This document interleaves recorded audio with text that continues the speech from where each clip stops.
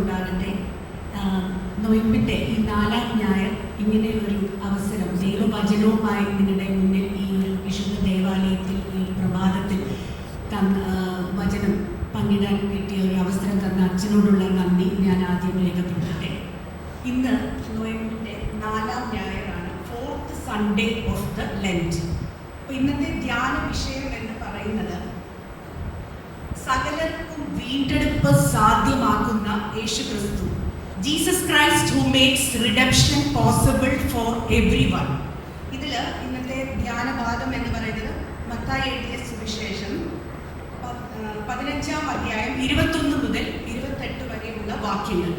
കാനാന്യക്കാരി സ്ത്രീയുടെ വിശ്വാസം, the faith of the Syro Phoenician കാനാന്യക്കാരി സ്ത്രീ, കാനാനൈറ്റ് വുമൻ. അതിൽ 28-ാമത്തെ വാക്യം, യേശു അവളോട്, സ്ത്രീയെ, നിന്റെ വിശ്വാസം വലിയത്, നിന്റെ ഇഷ്ടം പോലെ നിനക്ക് ഭവിക്കട്ടെ എന്ന് ഉത്തരം പറഞ്ഞു. ആ നാഴിക മുതൽ അവളുടെ മകൾക്ക് സൗഖ്യം വന്നു. നമുക്ക് പ്രാർത്ഥിക്കാം. സർവശക്തനായ ദൈവമേ, ഈ ഒരു പ്രഭാതത്തിൽ ഞങ്ങൾക്ക് എല്ലാവർക്കും ദൈവത്തിൻ്റെ സന്നിധിയിൽ ഒരുമിച്ച് കൂടാൻ കിട്ടിയ അവസരത്തെ ഓർത്ത് നന്ദി പറയുന്നു. ദൈവത്തിൻ്റെ ഈ ഒരു കുരിശിൻ്റെ വഴി ധ്യാനിച്ചുകൊണ്ടിരിക്കുന്ന ഈ ഒരു ലെൻറ്റിൻ്റെ സമയത്ത് ഓരോ നിമിഷവും ഓരോ പ്രഭാതവും ദൈവത്തിലോട്ടുള്ള മടങ്ങി വരവാണല്ലോ കർത്താവേ. ഞങ്ങൾ ചെയ്തു പോയ തെറ്റുകൾ അതെല്ലാം തിരുത്തിക്കൊണ്ട് ദൈവസന്നിധിയിലോട്ട്, ഞങ്ങളുടെ സ്രഷ്ടാവിലോട്ട്, ഞങ്ങളുടെ പിതാവിലോട്ട് മടങ്ങി വരാനുള്ള ഒരു അവസരമാണല്ലോ ദൈവമേ.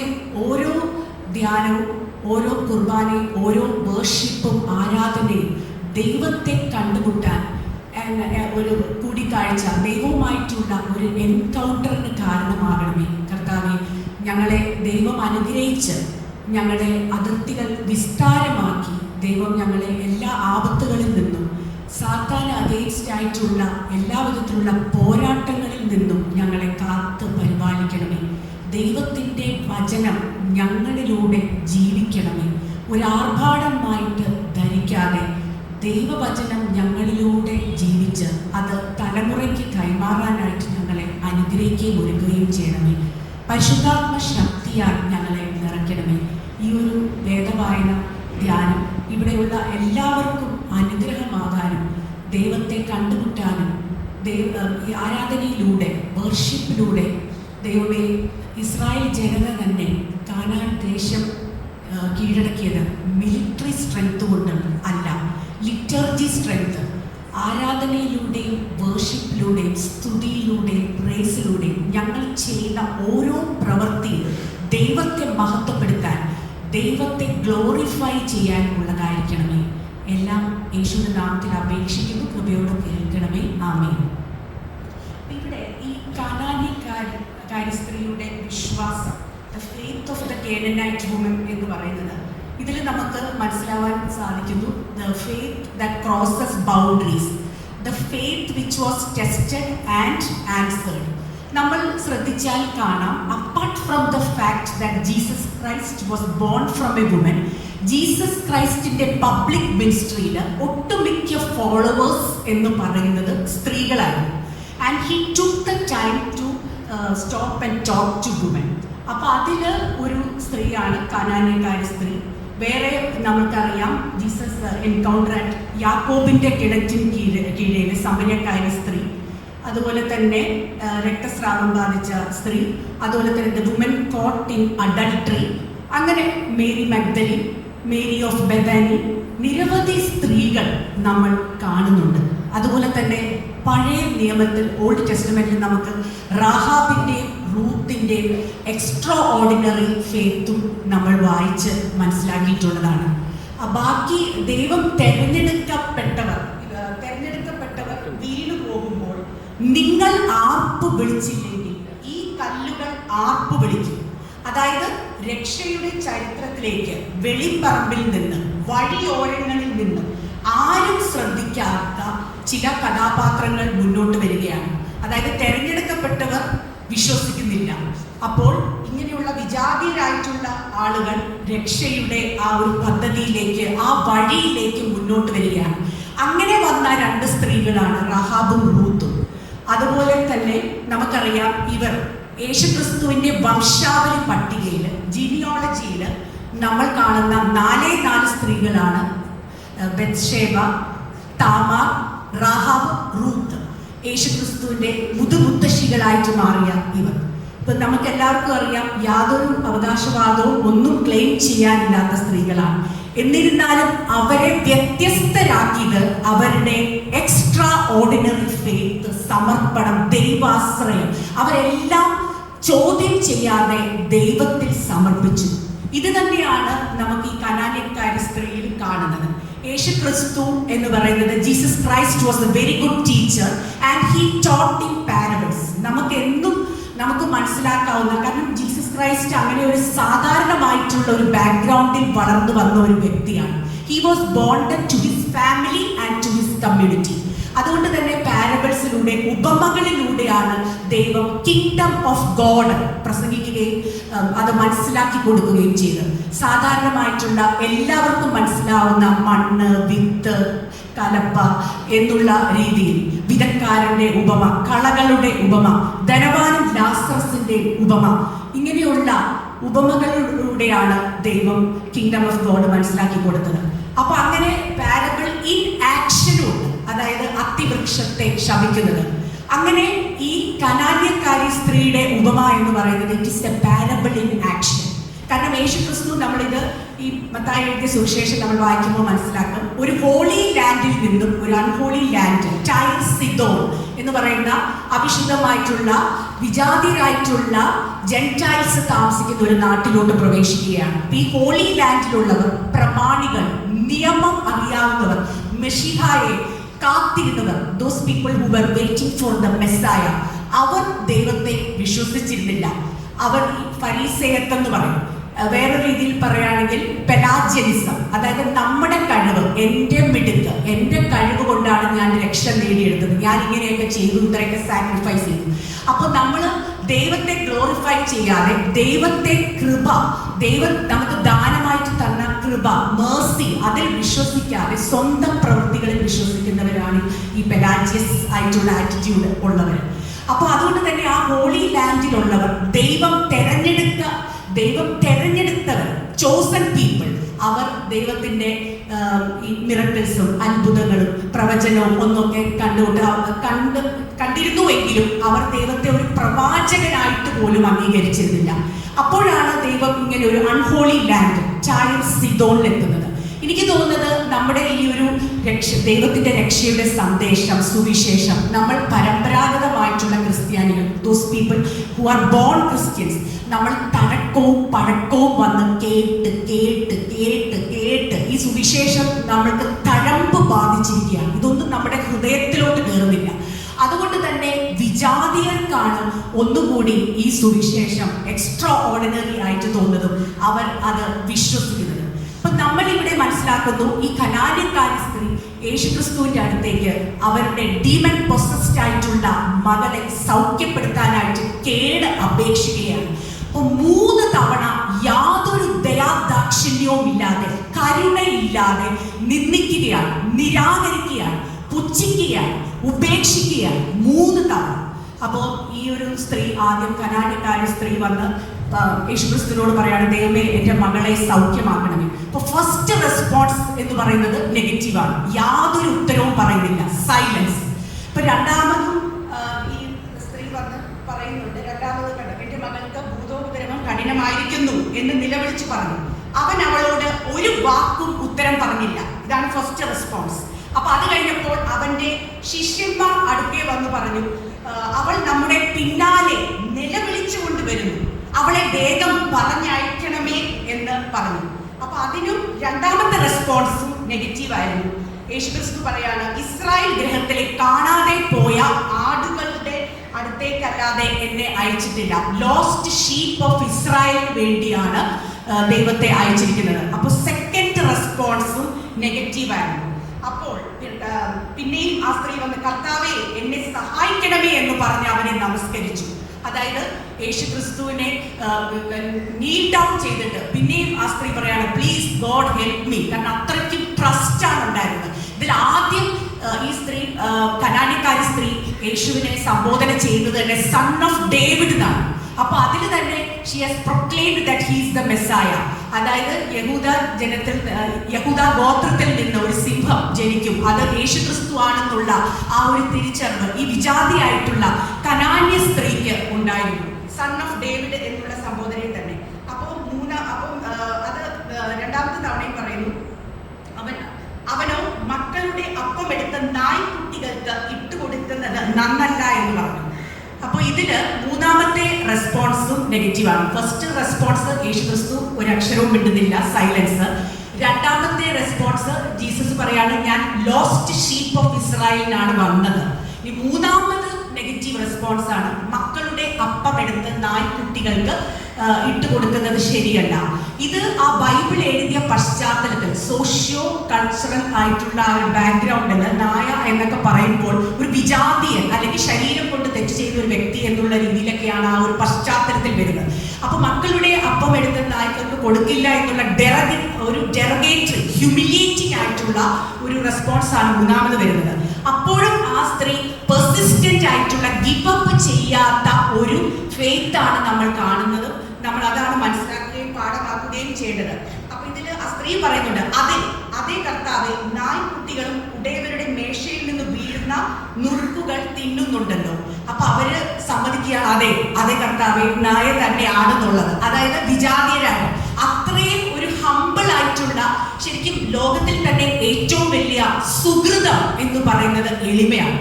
ആ എളിമ നഷ്ടപ്പെട്ടു പോകുന്നത് കൊണ്ടാണ്, അഹങ്കാരം ഉള്ളത് കൊണ്ടാണ് നമുക്ക് ഈ ക്രോധവും കുറ്റം പറച്ചിലും മറ്റുള്ളവരെ കുറിച്ചുള്ള തെറ്റുകൾ കണ്ടെത്തലും നിന്ദയും വെറുപ്പും പരിഹാസവും പുച്ഛവും ഒക്കെ നമുക്ക് ഉള്ളത്.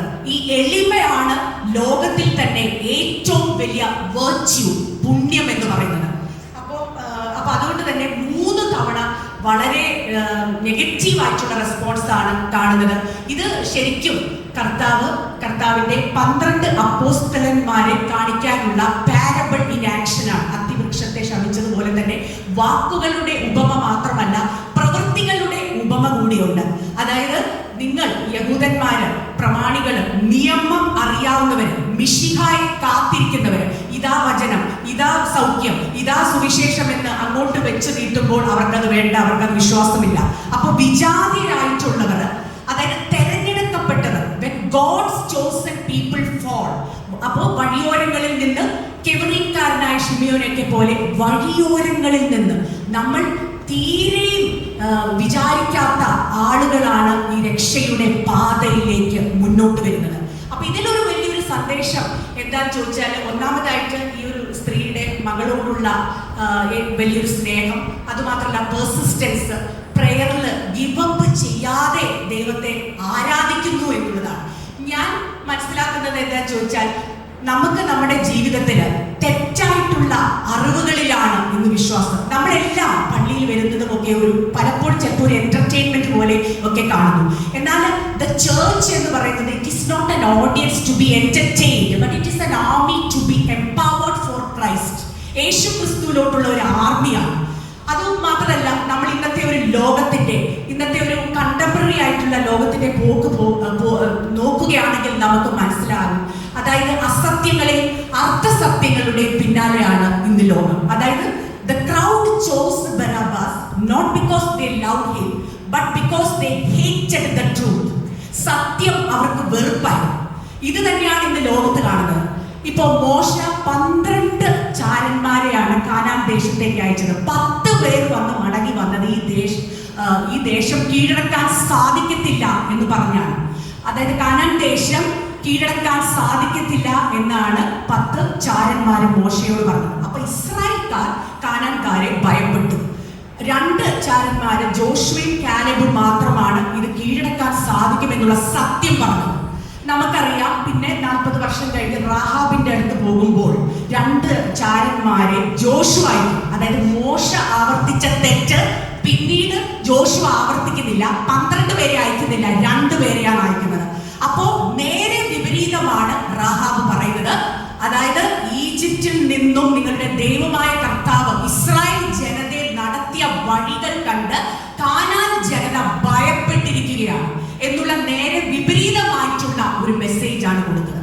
അപ്പൊ ഇതിൽ ഞാൻ പറയാൻ ശ്രമിച്ചത്, നമ്മൾ സാത്താനെ ഭയപ്പെട്ട് ജീവിക്കുകയാണ്. പലതിലും നമുക്ക് ഭയം, ഫിയർ ആണ്. ശരിക്കും ഗബ്രിയൽ അമോർത്ത് എന്ന് പറയുന്ന വേൾഡ് ഫേമസ് എക്സോർസിസ്റ്റ് ആയിട്ടുള്ള അദ്ദേഹത്തിന്റെ ബുക്കിന്റെ ടൈറ്റിൽ തന്നെ the devil is afraid of me എന്നാണ്. സാത്താൻ എന്നെ ഭയമാണ് എന്നാണ്. ആ രീതിയിലാണ് നമ്മുടെ വിശ്വാസം ശക്തിപ്പെടുത്തുകയും വളർത്തുകയും ചെയ്തത്. അല്ലാതെ ഭയം കൊണ്ട് നമുക്കൊന്നും നേടാനില്ല. ഈ ബരാബാസിനെ ദൈവം ക്രൗഡ് ചൂസ് ചെയ്തത് not because they loved him but because they hated the truth. അപ്പൊ ഇന്ന് ഈ അർത്ഥസത്യങ്ങളുടെയും നുണകളുടെയും ഒക്കെ പിന്നാലെ പായുന്ന ഒരു ലോകമാണ് നമ്മൾ കാണുന്നത്. നമ്മൾ ഇതിപ്പോ വാർത്തകളിലൊക്കെ ആണെങ്കിലും കുടുംബ ബന്ധങ്ങൾ തകർന്നുകൊണ്ടിരിക്കുന്ന ഒരു പശ്ചാത്തലമാണ് നമ്മൾ കാണുന്നത്. ഒരു കുടുംബത്തിലെ അംഗം തന്നെ മറ്റുള്ളവരെ ഒക്കെ കൊലപാതകം ചെയ്ത് പോകുന്ന ഒരു കാലഘട്ടം. അതായത് ഒരു തീവ്രവാദി പോലും തനിക്ക് പരിചയമില്ലാത്ത ആരൊക്കെയോ കൊല്ലുന്നു.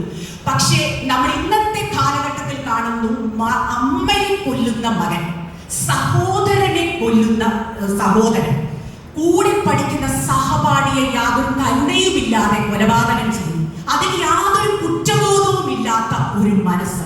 ഇതിന്റെയൊക്കെ കാരണം എന്താന്ന് ചോദിച്ചാൽ നമുക്ക് അടിസ്ഥാനപരമായിട്ട് ദൈവത്തോടുള്ള വിശ്വാസം ശക്തമല്ല. നമ്മൾ ഈ പറഞ്ഞതുപോലെ ആരാധനാലയങ്ങളിൽ വരുന്നു, അതിൽ ഒരുപാട് തഴക്കവും പഴക്കവും ഒക്കെ വന്ന് നമ്മൾ കേട്ട് കേട്ട് കേട്ട് തഴമ്പ് ബാധിച്ചിരിക്കുകയാണ്. ഇതൊക്കെ നമ്മുടെ ഹൃദയത്തിൽ ജീവിക്കണം. ആരാധന, അതായത് കുർബാന, വർഷിപ്പ് എന്ന് പറയുന്നത് ഒരു അനുഭവമാകുമ്പോൾ മാത്രമേ നമുക്കത് വരും തലമുറയ്ക്ക് പകർന്നു കൊടുക്കാനായിട്ട് സാധിക്കത്തുള്ളൂ.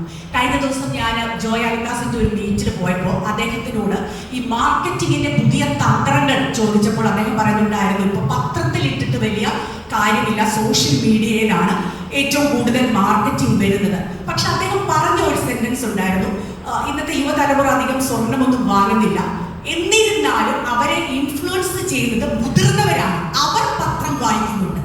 അപ്പോൾ അതിൽ പത്രത്തിൽ അതുകൊണ്ട് ഈ പരസ്യം ഇടുന്നുണ്ട് എന്നുള്ളത്. ഞാൻ നിങ്ങളോട് പറയാൻ ശ്രമിച്ചത്, നമ്മൾ മുതിർന്നവരുടെ ജീവിതം ഒരു മാതൃകയായി ആയിരിക്കണം.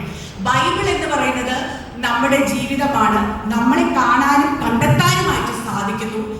ബൈബിളിലെ കഥാപാത്രങ്ങൾ നമ്മൾ എങ്ങനെ ആകണം, എങ്ങനെ ആകരുതും എന്നുകൂടി വരച്ചു കാട്ടുകയും ചെയ്യുന്നു. അപ്പോൾ നമ്മുടെ ഈ ഒരു ജീവിതത്തിൽ നമ്മൾ ഈ ആരാധനയിലും വർഷിപ്പിലും വചന വായനയിലും ഒക്കെ പങ്കെടുത്തിട്ട് നമ്മുടെയൊക്കെ കുടുംബത്തിലൊക്കെ നമുക്ക് സമാധാനവും സന്തോഷവും അർത്ഥവും കണ്ടെത്താനായിട്ട് സാധിച്ചിട്ടുണ്ടോ? വരും തലമുറയ്ക്ക് ഇത് പകർന്നു കൊടുക്കാൻ സാധിച്ചിട്ടുണ്ടോ? യേശുക്രിസ്തു പോലും യേശുക്രിസ്തുവിന്റെ ആ പീഡാനുഭവത്തിലൂടെ കുരിശു മരണത്തിലൂടെ വ്യക്തമാക്കിയിരിക്കുന്നത്, യേശുക്രിസ്തു ഇതെല്ലാം അനുഭവിച്ച് സഫറിങ് അതെല്ലാം കംപ്ലീറ്റ് ആയി ഇനി മറ്റുള്ളവർ അനുഭവിക്കരുത് എന്നുള്ളതാണ്. അപ്പോൾ ഈ ക്രിസ്ത്യാനിറ്റിയുടെ തന്നെ കോർ എന്ന് പറയുന്നത് കോപ്പി ക്രൈസ്റ്റ് ആണ്. അങ്ങനെയാണെങ്കിൽ നമ്മൾ പലപ്പോഴും സ്ത്രീകളാണെങ്കിലും ഒക്കെ നമ്മൾ എടുക്കുന്ന വീടുകളിലെ നിലപാട്, ഞങ്ങൾ ഇത്രയും കഷ്ടപ്പെട്ടു, ഞങ്ങൾ ഇത്രയും അനുഭവിച്ചു, അതുകൊണ്ട് നിങ്ങളും അനുഭവിക്കണം എന്നുള്ള ഒരു നിലപാട് നമ്മൾ പലപ്പോഴും എടുക്കാറുണ്ട്. അതായത് ആ ട്രോമയുടെ ബോണ്ട്, ആ ബാണ്ടക്കെട്ട് നമ്മൾ വരും തലമുറയ്ക്ക് കൈമാറുകയാണ്. അപ്പൊ നമ്മൾ അവരെ അതിൽ നിന്ന് ഫ്രീ ആക്കാനോ ഡെലിവറൻസ് ചെയ്യാനോ നമ്മൾ തയ്യാറല്ല. അപ്പൊ ഇവിടെയൊക്കെ നമ്മളൊന്ന് പുനഃപരിശോധിക്കുന്നത് നല്ലതാണ്. യേശുക്രിസ്തുവിന്റെ ജീവിതം നമ്മൾ as disciples, it is copy Christ. He was compassionate, നല്ലൊരു കമ്മ്യൂണിക്കേറ്റർ ആയിരുന്നു, കറേജിയസ് ആയിരുന്നു. ധൈര്യത്തോടു കൂടിയാണ് യേശുക്രിസ്തു റോമ സാമ്രാജ്യത്തിന്റെ മുൻപിൽ നിന്ന് he delivered his messages with a punch. അത്രയും ധൈര്യത്തോടുകൂടി പരീക്ഷന്മാരോടും എല്ലാവരോടും കൂടെ വളരെ കമ്പാഷനേറ്റ് ആയിട്ടുള്ള ഒരു വ്യക്തിയായിരുന്നു.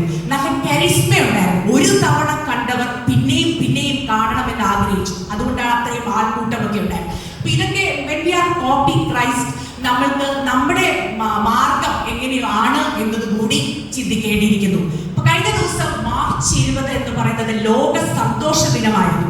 അതിൽ ഞാൻ നോക്കുകയായിരുന്നു, തുടർച്ചയായി 8 തവണയും 1-ാം സ്ഥാനത്ത് ഫിൻലൻഡാണ്.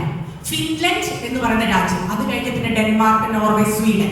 അപ്പൊ നമ്മുടെ ഇന്ത്യയുടെ സ്ഥാനം 118-ാം സ്ഥാനത്തേക്ക് കൂപ്പുകുത്തിയിരിക്കുകയാണ്. അപ്പൊ സന്തോഷത്തിൽ പോലും നമുക്ക് യാതൊരു സ്ഥാനവുമില്ല. ഇത്രയധികം നമ്മൾ പ്രാർത്ഥിക്കുകയും ആരാധിക്കുകയും സ്തോത്രം എല്ലാ വഴിപാടുകളും ഔട്ട്വേർഡ് ആയിട്ടുള്ള എല്ലാ റിച്വൽസും ചെയ്തിട്ട് ഇവിടെ യാതൊരു സന്തോഷവുമില്ല. ഞാൻ ഏറ്റവും കൂടുതൽ സ്കൂളുകളിൽ ആണ് സന്ദർശിക്കുന്നതും അവർക്ക് ക്ലാസ്സുകൾ എടുക്കുന്നത്. അപ്പൊ ഞാൻ അവരോട് പറയാറുണ്ട്, നമ്മൾക്ക് ഇനി ഇന്ത്യയുടെ സന്തോഷത്തിന്റെ സ്ഥാനമെങ്കിലും 118-ൽ നിന്ന് 1-ാം സ്ഥാനത്തിലേക്ക് സ്ഥാനങ്ങളിലേക്ക് എത്തേണ്ടിയിരിക്കുന്നു. അപ്പോൾ ഇതൊക്കെ നമ്മൾ ചിന്തിക്കണം. കഴിഞ്ഞ ദിവസം തന്നെ നമുക്കറിയാം, നമ്മൾക്ക് ഏറ്റവും കൂടുതൽ ചർച്ച ചെയ്യുന്ന ഒരു വാക്കാണ് ഏകാന്തത, ഒറ്റപ്പെടലൊക്കെ. അപ്പൊ നമുക്ക് വലിയ വിജയമായിട്ട് ബഹിരാകാശത്തിൽ നിന്നും മണ്ണിലും സന്തോഷം വിണ്ണിലും സന്തോഷം എന്ന് പറയുന്നത് കേട്ടിട്ടേ ഉള്ളൂ. ഇപ്പൊ സുനിത വില്യംസിന്റെ ഒരു ചിരി ചിത്രം 287 ദിവസം സ്പേസിൽ സ്പേസ് എക്സ് ഡ്രാഗൺ ക്രൂ 9 എന്ന ഇലോൺ മസ്കിന്റെ ആ പേടകത്തിൽ 9 മാസം താമസിച്ചതിന് ശേഷം, അതായത് 7 ദിവസത്തെ ഒരു സ്പേസ് യാത്രയ്ക്ക് പോയിട്ട് 9 മാസം കഴിഞ്ഞ് മടങ്ങി വന്ന സ്ത്രീയാണ്. അപ്പൊ അവർ പറയുന്നുണ്ട്, അവിടുത്തെ ഏകാന്തത എന്ന് പറയുന്നത് സങ്കല്പിക്കാൻ പോലും പറ്റാത്ത രീതിയിലാണ്. ശരിക്കും 400 കിലോമീറ്റർ ഉയരത്തിലുള്ള ഒരു ജയിലാണ് എന്ന് തന്നെ പറയാം.